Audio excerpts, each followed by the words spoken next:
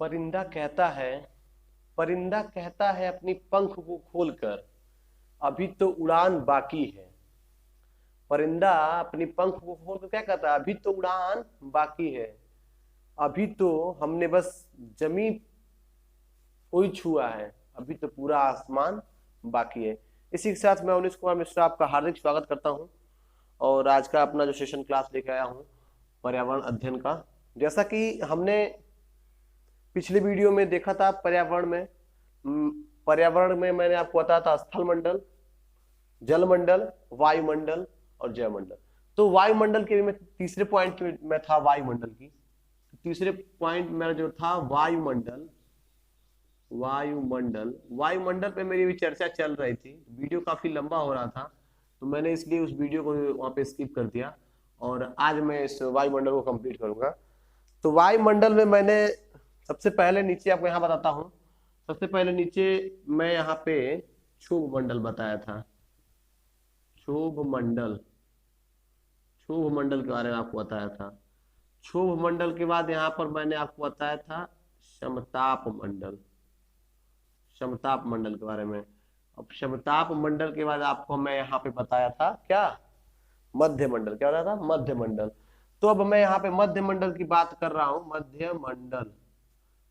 तो यही मेरा चल रहा था। वायुमंडल में क्षोभ मंडल मेरा हो गया, समताप मंडल हो गया, अब मध्य मंडल की बात हम करते हैं। तो मध्य मंडल में हम जानेंगे कि क्या है मध्य मंडल। तो आइए हम जानते हैं यहाँ पे मध्य मंडल। इसमें मध्य मंडल जानते हैं इसको। मध्य मंडल को ज्यादा कुछ खास नहीं है, लेकिन वैज्ञानिक दृष्टिकोण से काफी ये खास हो जाता है मध्य मंडल। मध्य मंडल में क्या होता है कि जो भी हमारे उल्का पिंड होते हैं, जो भी हमारे उल्का पिंड होते हैं ना, कहाँ पे? अंतरिक्ष से जब आते हैं उल्का पिंड तो क्या होते हैं? कहते हैं ना कि धरती पे आ रहा है उल्का पिंड गिर रहा है, तो गिरते गिरते क्या होता है? उल्का पिंड पृथ्वी पे आते हैं तो जलकर नष्ट हो जाते हैं, ध्वस्त हो जाते हैं, पूरा ब्लास्ट हो जाता है। तो कहाँ पे? इसी मध्य मंडल में जब वो आते हैं उल्का पिंड अंतरिक्ष से ऐसे गिरते हैं आके, तो इस मंडल में आके क्या होते हैं? जल के नष्ट हो जाते हैं। जबकि इस मंडल का लेयर जो होता है, लेयर की बात करें हम, लेयर, इस मंडल में जो लेयर की बात करें तो मान लीजिए ये हमारा कहाँ से कितना हो जाता है? क्षोभ मंडल के जब हम बात करते हैं तो 18 से 20, ये 18 से 20 हो जाता है। तो ये कहाँ जाता है? 20 से कितने तक जाता है? समताप कितना तक जाता है? समताप 20 से 50 जाता है। जब समताप 20 से 50 जाता है तो मध्य मंडल कहाँ जाएगा? 50 से 80 तक जाएगा। कहाँ जाएगा? 50 से 80। तो इसका हम लोग मानते हैं लेयर जो है क्या है? 50 से 80 तक है। तो 50 से 80 यानी लगभग इसमें 30 किलोमीटर में ये मध्य मंडल फैला है। इसी में उल्का पिंड जब ऊपर से गिरते हैं तो क्या होते हैं? इस मध्य मंडल में आके यहाँ पे क्या होता है? इस मंडल में सबसे ज्यादा जो उल्का पिंड गिरते हैं तो क्या होते हैं? आके रगड़ते हैं, इसमें रगड़ खा के, घिस के, इसमें एक तरह से कहें तो वो जलकर नष्ट हो जाते हैं उल्का पिंड। तो यही इसमें मध्य मंडल में मेन फोकस की चीज है कि इसमें उल्का पिंड गिरते हैं और इसमें जलकर नष्ट हो जाते हैं। अब मैं अगले लेयर की बात करूंगा। मध्य मंडल से जब ऊपर जब बढ़ेंगे हम, तो मध्य मंडल से जब हम ऊपर जाएंगे तो हमारा कौन सा आएगा? तापमंडल। क्या आएगा? कंफ्यूज मत होइएगा तापमंडल पे, तापमंडल। अब देखिए कई बच्चे थोड़ा सा कंफ्यूज आते हैं कि तापमंडल सर कह रहे हैं, तो तापमंडल में कह रहा हूं, बताता हूं क्यों तापमंडल कर रहा हूं। इसमें चौथा पॉइंट है हमारा तापमंडल। अब बता रहे हैं तापमंडल क्या है। तापमंडल के वही दो उपभाग है, इसके दो उपभाग हैं। अभी मैं बता देता हूं। जो आप आयन मंडल कह रहे हैं ना, ये आयन मंडल और इसके हैं कौन कौन से हैं? आयन मंडल और आयन सीमा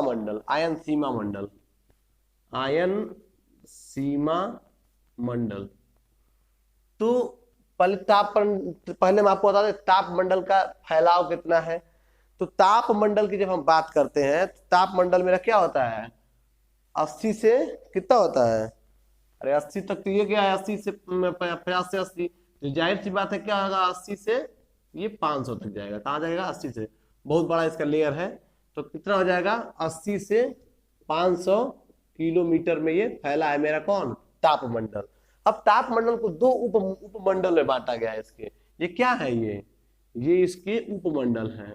उपमंडल किसके हैं, इसके तापमंडल के दो उपमंडलों में बांटा गया है, आयन मंडल और आयन सीमा मंडल। इस दो मंडलों में बांटा गया है। तो पहले हम आयन मंडल की बात करें, उससे पहले आपको हम इस आयन सीमा मंडल के बारे में थोड़ा सा चर्चा कर लेते हैं। ज्यादा कुछ नहीं है खास इसमें। आयन सीमा मंडल जो होता है, तो आयन सीमा मंडल में क्या होता है, इसका एक स्पष्ट नहीं है, ये स्पष्ट ही नहीं है कि कितना है, ठीक है, ये स्पष्ट नहीं है कि इसकी जो क्षमता है, इसकी जो लेयर है, ये कितना है। तो लगभग इसको हम अंतरिक्ष मान लेते हैं, अंतरिक्ष तक इसको हम मान लेते हैं आयन सीमा मंडल को। इसका विस्तार कितना है, काफी अनंत है, इसको हम अंतरिक्ष तक मान लेते हैं, अनंत, इसका विस्तार अनंत है आयन सीमा मंडल का। इसीलिए हम यहाँ जब पढ़ते हैं तापमंडल, तो हम फोकस मेन करते हैं आयन मंडल को। तो मैं आपको तापमंडल इसलिए बता दें, तो आयन मंडल और आयन सीमा मंडल आप दोनों को जान जाएंगे, इसीलिए मैं थोड़ा सा गहराई में थोड़ा डीप लेके इसको आपको बता दिया। आइए बात करते हैं आयन मंडल की। जब हम आयन मंडल की बात करेंगे, तो आयन मंडल में क्या होता है, आयन मंडल ही हमारा काफी फेमस मंडल है। तो इस मंडल में आपको हम बता दें कि इसमें जो विद्युत आवेशित होते हैं, इसमें विद्युत आवेशित इसमें जो विद्युत आवेशित होने की वजह से जो इसमें कण होते हैं, इसमें जो कण होते हैं इस आयन मंडल में, जो विद्युत आवेशित जो कण होते हैं, तो क्या होते हैं, जब सूर्य की प्रकाश पड़ती है, मतलब ये सूर्य है, ये मान लीजिए सपोज दैट ये सूर्य है, तो ये सूर्य की जब इसमें प्रकाश पड़ती है, जब सूर्य की इसमें से प्रकाश जब पड़ती है किस पे आयन मंडल पे, तो इसमें धन आवेशित कण क्या होते हैं, टूट जाते हैं। क्या होते हैं, धन आवेशित कण टूट जाते हैं। इसे टूटने से क्या होता है, ताप में क्या होता है, इस सूर्य की जब अधिकता होती है, ताप टूट जाते हैं, जब इसमें गैस में टूटने लगती है, तो इसमें आयन क्या होते हैं, इसमें टूट जाती है, जो इसमें धनायन जो होते हैं ये टूट जाते हैं गैसीय माध्यम में। तो इसी मंडल में क्या होता है, हमारा जो रेडियो है ना, रेडियो तरंगे इसी मंडल से हमारी वो रिफ्लेक्ट होती हैं। कहाँ से, आयन मंडल से।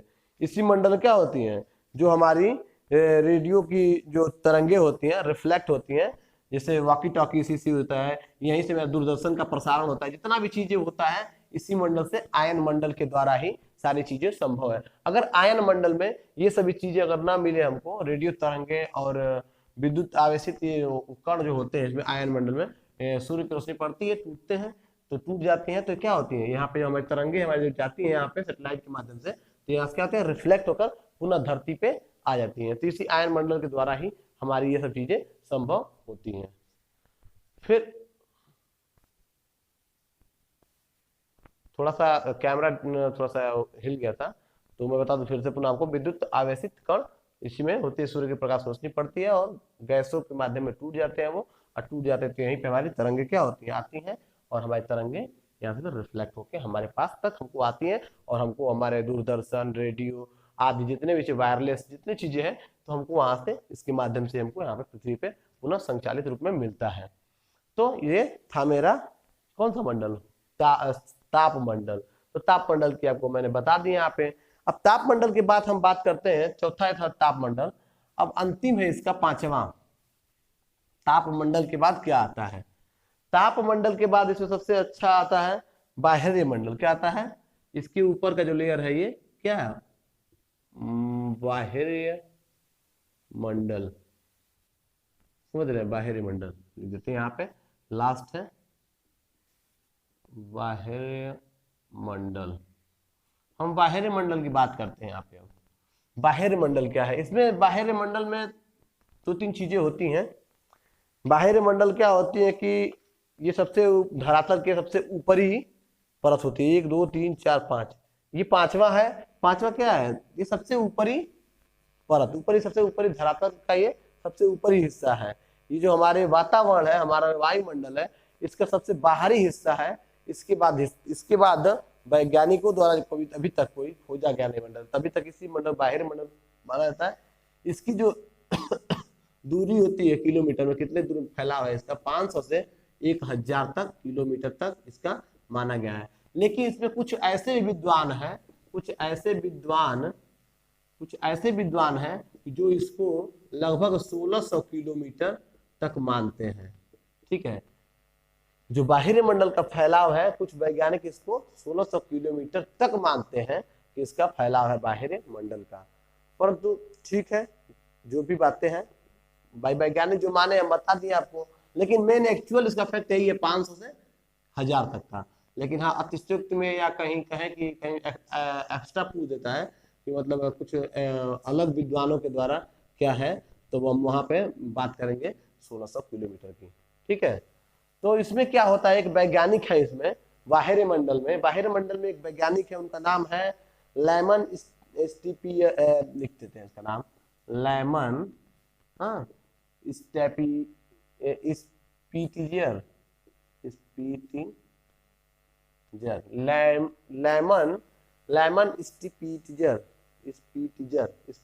लैमन स्पीटिजर एक वैज्ञानिक है। ठीक है, इन्होंने कहा है कि इस मंडल में मतलब बाहरी मंडल में हीलियम, हाँ हीलियम जो गैस है ये, और इसके साथ एक हीलियम के साथ है हाइड्रोजन। कौन सी है? हाइड्रोजन गैस की क्या है मात्रा इसी लेयर में भी पाई जाती है। तो जो लैमन स्पीटिजर जो एक वैज्ञानिक है, इन्होंने बताया कि इस लेयर में भी क्या है अधिकता पाई जाती है, किसकी? हीलियम और हाइड्रोजन जो गैस है, इस लेयर में इसकी अधिकता पाई जाती है। लैमन और स्पीटिजर ने बताया था कि हीलियम हाइड्रोजन गैस की क्या होती है अधिकता पाई जाती है। अधिकता की बात करें तो इसी में बाहरी मंडल में पाया जाता है। तो इसी के साथ मेरा जो वायुमंडल का जो मेरा टॉपिक था इस पे कंप्लीट हो चुका है, जिसमें क्षोभ मंडल, समताप मंडल, मध्य मंडल, ताप मंडल, इसको हम आयन मंडल के नाम से जानते हैं इसमें। ठीक है, आयन मंडल के नाम से भी जानते हैं, मतलब कई कंफ्यूज होते हैं आयन मंडल और बाहरी मंडल।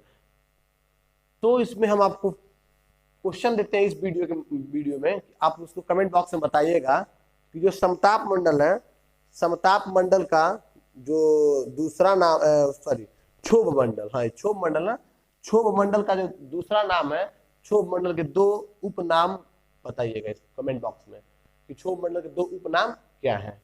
मैं अगली वीडियो में पढ़ा चुका हूं आपको, अब वहां से नकल मत कीजिएगा, आप जरूर बताइएगा कि क्षोभ मंडल के 2 उपनाम। तो इसी के साथ मेरा जो ये वायुमंडल का जो टॉपिक था इसमें कंप्लीट हुआ। तो मैं आपको बताया था कि इसमें 3-4 होते हैं, जिसमें स्थल मंडल, जल मंडल, वायुमंडल और जैव मंडल। मैंने आपको इतनी चीजों की चर्चा की थी। तो इसमें स्थल मंडल कंप्लीट हो गया, स्थल के बाद जल मंडल हो गया, वायुमंडल हो गया। अब मैं बात करता हूं चौथा और अंतिम की बात, जैव मंडल की बात करता हूं। अब जब जैव मंडल की बात करूंगा तो जैव मंडल किसे कहते हैं? पहला सबसे आसान चीज है, और जैव मंडल काफी कहा जाए तो कठिन भी है, कभी बहुत आसान भी है। आसान इसलिए मैं कह रहा हूं इसको कि अभी तक आपने जितनी चीजों को पढ़ा और जाना, सारी चीजें इसमें क्या है व्याप्त है जैव मंडल में। जैव मंडल में क्या होता है कि इसका साधारण भाषा में अगर इसका अर्थ जाने तो यहाँ पे ये होता है कि जहाँ जीवन निवास करता है, सिंपल बात सुनिए कि जहाँ जीवन निवास करता है और अपनी संख्या में वृद्धि करता है, जहाँ जीवन निवास करता है और अपनी संख्या में क्या करता है वृद्धि करता है, उसे ही हम जैव मंडल कहते हैं।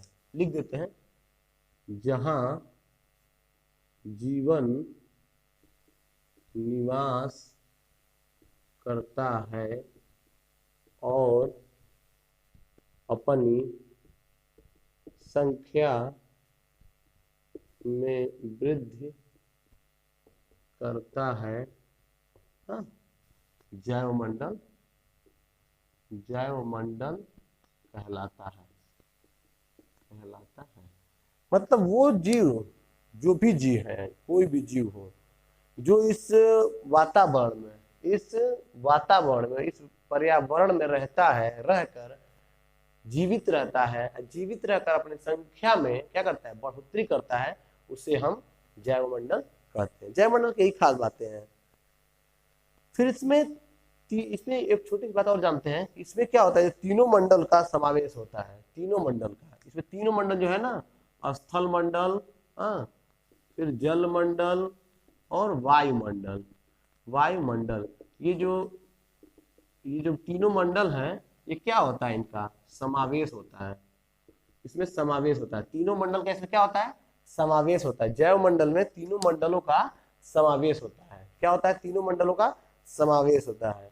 हाँ, और ये भी माना गया है कि इन तीनों जो जैव मंडल का जो विस्तार है, अगर हम बात करें अगला टॉपिक की, अगर हम बात करें तो जैव मंडल के विस्तार की बात करते हैं, विस्तार की, तो जैव मंडल का विस्तार लगभग 28 से 30 किलोमीटर का रेंज है। ये विस्तार की, चाहे ऊपर से लेके नीचे तक की बात की जाए तो ये 28 से 30 किलोमीटर के अंदर में ये फैला है जैव मंडल। थोड़ा सा इंक ले लें इसमें, तो फिर आपको हम बताते हैं आगे क्या है। तो इसमें जो विस्तार होता है इसका, स्थल मंडल, जल मंडल और वायुमंडल, इन तीनों का इसमें क्या होता है, तीनों का इसमें समावेश है। तीनों के समावेश से ही मेरा जैव मंडल का क्या होता है, निर्माण होता है। इन एक के बिना भी जैव मंडल क्या हो सकता है, अधूरा है। एक के बिना भी जैव मंडल नहीं रह सकता है। तो विस्तार की बात करें तो 28 से 30 किलोमीटर है।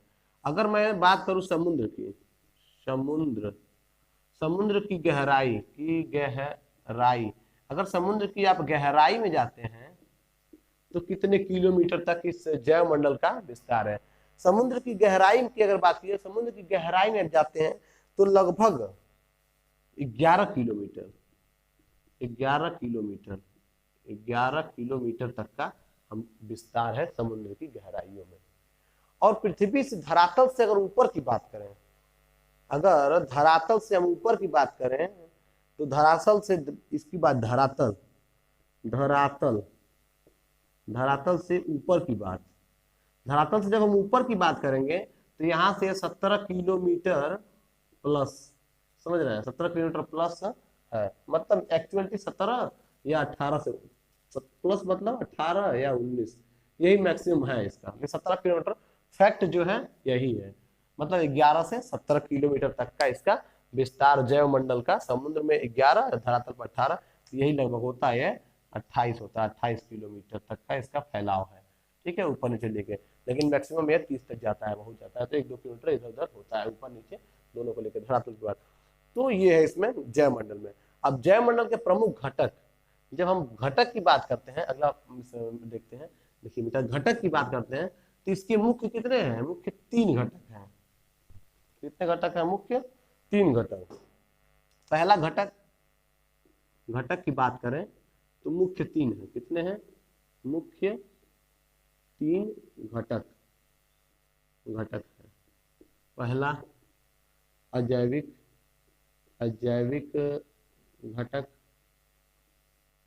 घटक हो गया।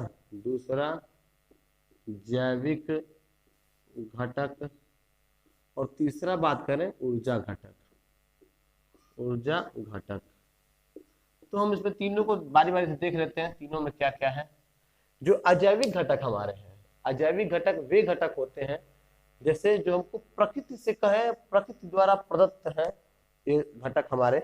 जैसे इसमें क्या होते हैं, इस वातावरण में पाए जाने वाले खनिज, इसमें क्या पाए जाते हैं, खनिज, तेल, ये सब, मतलब आदि ऐसे इसी प्रकार के खनिज, तेल, पोषक तत्व जो भी है, नहीं है, ये क्या है, ये हमारे अजैविक घटक हैं।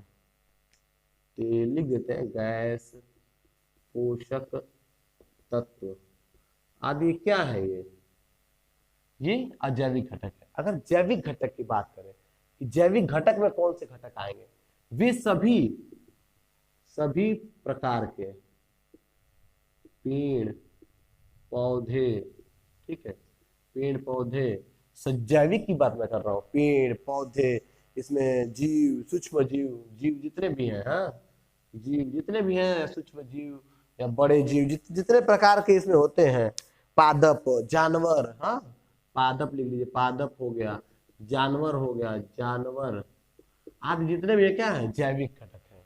ये जैविक घटक है, ये अजैविक घटक है। ठीक है, उसमें पहाड़ भी आ जाएगा। ठीक है, कई सारी चीजें इसमें जुड़ेंगे, तो अजैविक घटक में, जैविक घटक में, आदि, इसमें भी आदि। ऊर्जा घटक, ये ऊर्जा घटक, जो ऊर्जा घटक की बात करते हैं तो ऊर्जा घटक का जो प्रमुख स्रोत माना जाता है, ऊर्जा घटक का प्रमुख प्रमुख क्या स्रोत, अगर हम ऊर्जा घटक के प्रमुख स्रोत की बात करें तो सूर्य है। कौन है? सूर्य। ऊर्जा घटक का प्रमुख स्रोत सूर्य है। अब सूर्य के बिना कोई काम नहीं हो पाएगा। जैसे मान लीजिए पौधा ही है, पौधा, अब पौधा क्या है? सूर्य के प्रकाश से ही, ठीक है, सूर्य के प्रकाश से क्या करता है वो? अपना ये भोजन बनाता है। क्या करता है? अपना भोजन बनाता है ये। तो सूर्य के प्रकाश के बिना ये भोजन नहीं बना सकता। आई मान लीजिए कि अगर छोटा सा एक साग पेड़ पौधा है, तो इसी पेड़ पौधे पे ये जो आम जीवन जनमानस है सब निर्भर है। जैसे मान लीजिए सूर्य क्या करता है, पौधे क्या करते हैं? सूर्य से अपना भोजन प्राप्त कर लेते हैं। ठीक है, अब वो पौधों को क्या करते हैं? कुछ ऐसे जीव जंतु है जो पौधों को खाते हैं, पौधे क्या करते हैं? कुछ पौधे ऐसे हैं जो मनुष्य भी खाते हैं। इनको क्या खा कर ही इस जैव मंडल में जीवित रहते हैं ये जैविक घटक जो भी है। तो इसमें क्या करते हैं?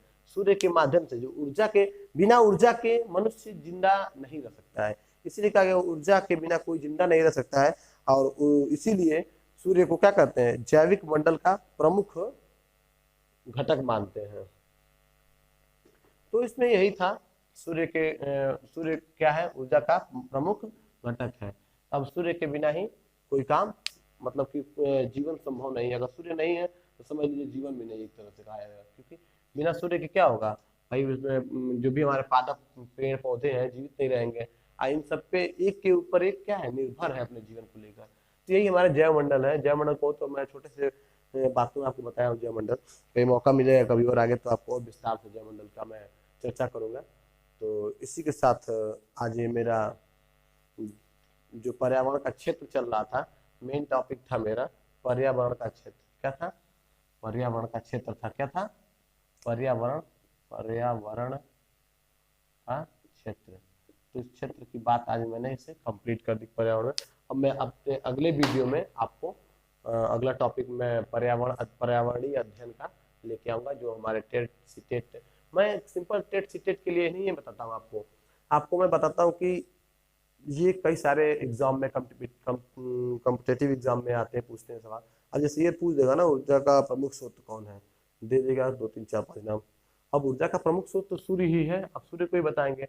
पूछ देगा कि जैविक घटक कौन से हैं, तो जैविक घटक में सभी प्रकार के पेड़ पादप पौधे, हाँ, जीव जंतु जितने भी हैं, हाँ, मानस, जो भी जीव मानस हमारे हैं, ये जैविक घटक में। अगर पूछ देगा कि अजैविक घटक कौन से हैं, तो सिंपल बात, ये थोड़ा पूछेगा टेट सीटेट में, हर जगह पूछता है।